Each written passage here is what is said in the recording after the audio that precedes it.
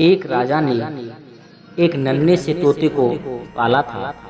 राजा उस तोते से बहुत प्रेम करता था तथा तोता राजा से इंसान की तरह बातें करता। दोनों एक दूसरे से बहुत प्रेम करते थे। बहुत समय बीतता गया। एक दिन तोते ने राजा से कहा, राजन, मुझे घूमने के लिए जाना है। राजा बोले, ठीक है, जा रहे हो तो जा सकते हो, लेकिन कितने दिनों में लौट कर आओगे? तोता कहता है, हे राजन, मैं आज से 10 दिन बाद लौटकर वापस आ जाऊंगा। तोता वहां से उड़कर चला गया। तोता कई दिन घूमता रहा। फिर तोता एक ऐसे जंगल में पहुंचा जो बहुत ही सुंदर था। उस जंगल में एक आम का वृक्ष था। उस आम के वृक्ष पर जो फल लगते थे, यदि उस फल को कोई व्यक्ति खा लेता तो वह बूढ़े से जवान हो जाता। जब तोते ने उस आम के वृक्ष से एक फल तोड़ा तो स्वयं नहीं खाया।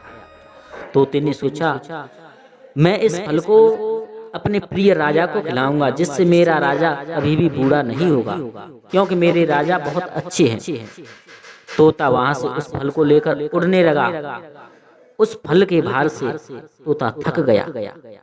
इसीलिए तोते ने एक जगह रास्ते में विश्राम किया और उस फल को वहीं पर रख दिया।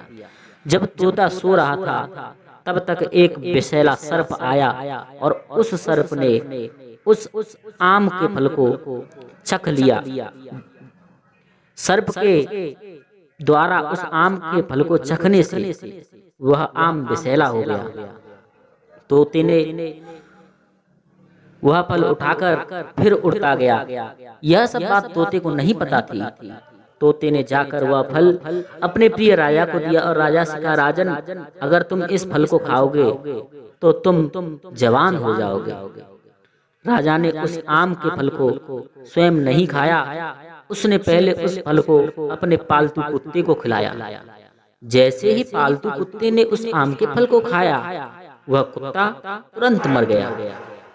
राजा ने जब ये देखा कि मेरा तोता कह रहा था कि यदि तुम इस फल को खाओगे तो जवान हो जाओगे, परंतु ऐसा तो कुछ नहीं, ये फल तो विषैला है और इस विषैले फल को खाने से मेरा पालतू कुत्ता मर गया। तो राजा को ये देखकर बहुत बड़ा क्रोध आया। राजा ने अपने तोते को अपने हाथों से पकड़कर उसकी गर्दन मरोड़कर उसकी हत्या कर दी। कुछ समय पश्चात राजा ने अपने सैनिकों से कहा, इस विषैले आम को यहाँ से ले जाओ और ले जाकर कहीं दूर फेंक दो। राजा के सैनिक लोग आए, उस आम की जो फल था उसको ले गए। वहां से ले जाकर उन्होंने राजा के जो राज्य था वहां से दूर उस आम की गुठली को फेंक दिया। समय बीतता गया। उस आम की गुठली से समय आने पर एक वृक्ष बना और धीरे धीरे वह एक पूरा आम का पेड़ बन गया।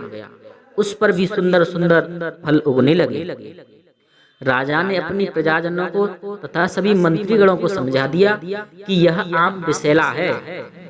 इस विषैले आम को खाने से मेरा कुत्ता मर गया था, इसीलिए इससे जो उत्पन्न हुआ यह वृक्ष है, इस वृक्ष के कोई भी फल ना खाए। यदि कोई भी व्यक्ति इस आम के वृक्ष के फल खाएगा तो वह भी मर जाएगा, क्योंकि यह आम विषैला है। राजा का यह आदेश सुनकर कोई भी उस आम के वृक्ष के फल नहीं खाता। समय बीतता गया। एक दिन की बात, एक बूढ़ी माँ कहीं से गुजर रही थी। उन्हें बहुत तेज धूप लग रही थी, तो वे उस आम के वृक्ष के नीचे बैठकर विश्राम करने लगी। और जब उन्हें भूख लगी तो उन्होंने एक फल लिया और तोड़कर खा लिया। जैसे ही बूढ़ी माँ ने उस आम के फल को खाया, धीरे धीरे वो जवान हो गई।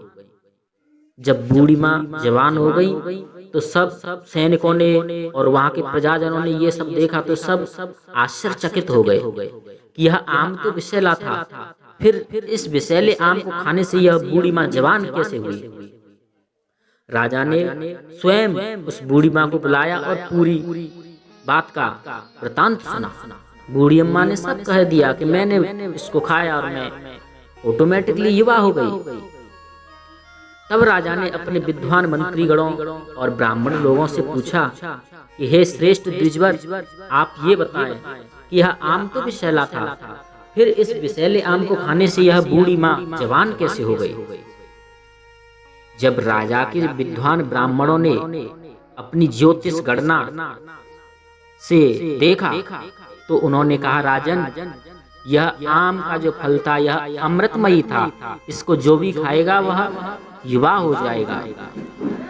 राजा कहता है, मैंने जब इसी आम के फल को अपने कुत्ते को खिलाया था तो वो तो मर गया था। तब ब्राह्मण लोग पूरी बात बताते हैं कि राजन, तुमने अनजाने में बहुत बड़ा पाप कर दिया। इसमें तुम्हारे पालतू तोते का कोई दोष नहीं था। उस आम को किसी सर्प ने डस लिया था, इसीलिए आम का फल विषैला हो गया था। तुमने पूरी बात को जाने बिना अकारण ही अपने निर्दोष तोते की हत्या कर दी।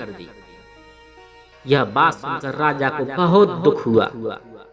साथियों, इस कथा से हमें यह प्रेरणा मिलती है कि हमें अपना कोई भी फैसला जल्दबाजी में नहीं करना चाहिए। अगर किसी से हमारा साथ वाला है, हमारा कोई मित्र है, अगर उससे कोई गलती हुई है या उसने कुछ गलत कार्य किया है तो पहले उसकी पूरी सिचुएशन को, पूरी परिस्थिति को समझें कि आखिर उसने ऐसा क्यों किया, क्या कारण था। अगर पूरी बात को जाने बिना ही आप किसी को गलत समझ लोगे तो ये आपकी बहुत बड़ी गलती होगी। जय श्री राधे मित्रों।